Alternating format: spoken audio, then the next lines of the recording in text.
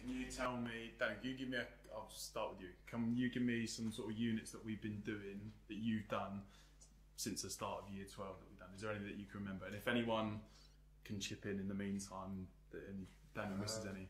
Well, we've been doing this unit called Learn Name C. It's about Pavlov's dog and an experiment and stuff.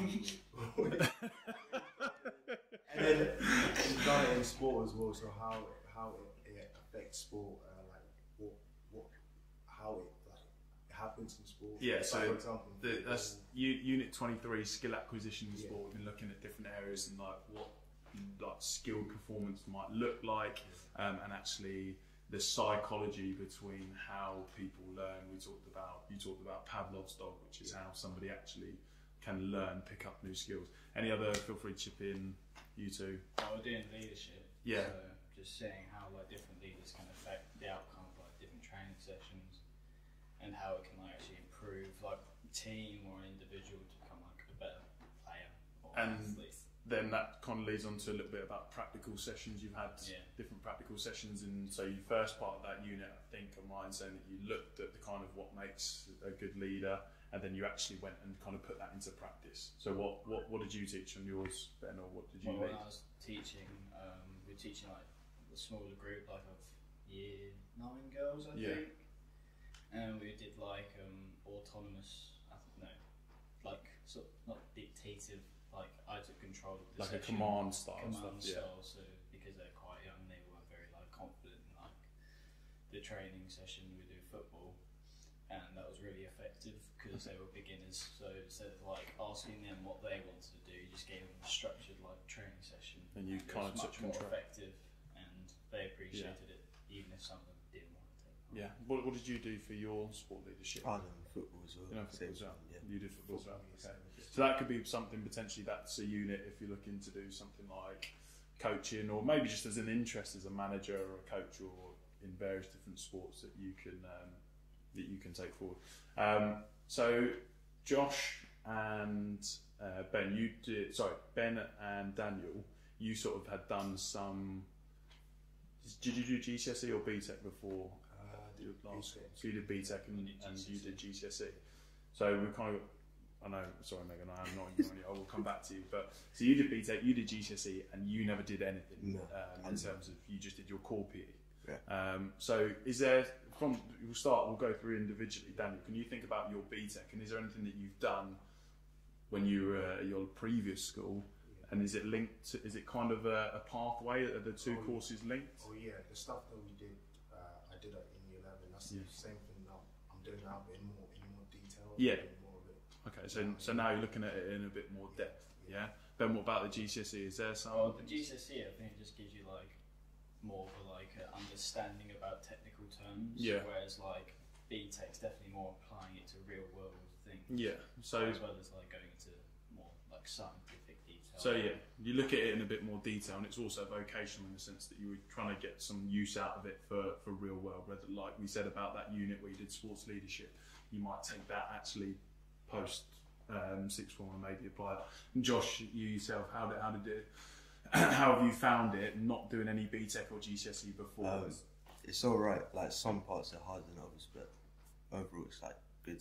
Yeah, you found it okay learning, because there is some, as Ben said, some subject specific terminology, but you managed to work at it. I'd imagine that sometimes when we talk about components of fitness in our sort of first lesson, you probably didn't know what that originally was, and therefore you had to kind of either ask someone or work it out for yourself. And you found that okay? Yeah. So it's doable without having done a GCSE or a BTEC, but actually having done a GCSE or BTEC like you two, you found that it's actually been manageable and been a kind of step up. So Ben and Josh, Ben and Josh, you have been at Impington and then stayed. Why did you stay? Why did you not go somewhere else? Because it's close.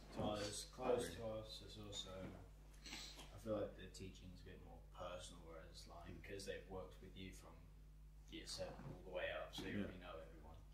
And I know you can't laugh when you say it's close. Like it is a convenience thing. It's like an important. If you're travelling 30, 40, 50 minutes to college every day, there and back, that's an hour and 40 minutes or whatever. Really expensive. it can be expensive, and it can be, you know, you can put your time elsewhere.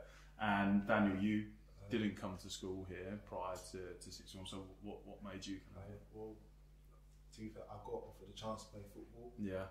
And that was so fun and interesting to do, especially if you play football during the week and you study as well during the week. But that's very fun to do.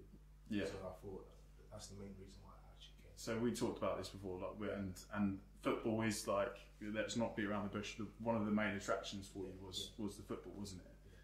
Just training well, most days. Yeah. Can you what days do you train? Well, we go to the gym on a Monday, training Tuesday, play college league on a Wednesday. Yeah.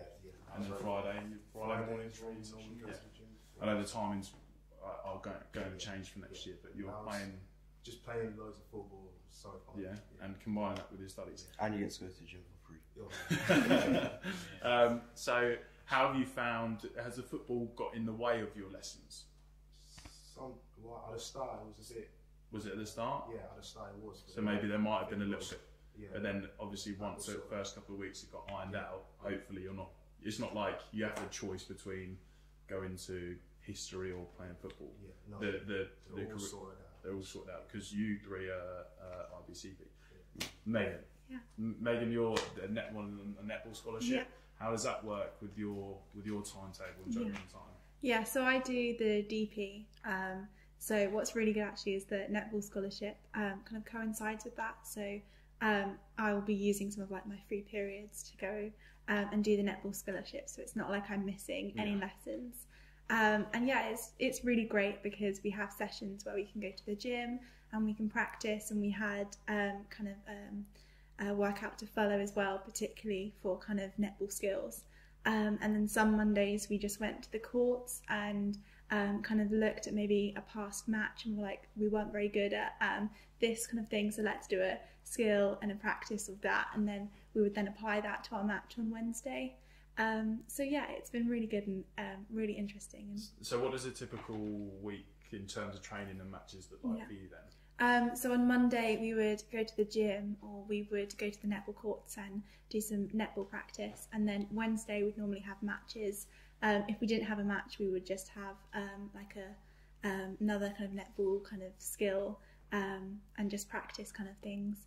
And then on Friday we would also have some netball in the gym and just practice there. And you think it's manageable combining your studies with the scholarship program? Yeah, definitely. It's actually been really nice because it's meant that we're all kind of keeping fit and healthy, and actually it's a break from kind of doing the DP and all of your subjects, to just kind of know that actually I've got this time to be with my friends and do a sport that I really enjoy, and so it works well. Great. So it doesn't matter, so you're obviously, most of the footballers are CP, aren't you? But it doesn't actually matter whether you're doing the CP or the DP, if you can combine it all. The kind of the curriculum and the timetable they're intertwined together, they work together to suit everything. That's fair to say, yeah?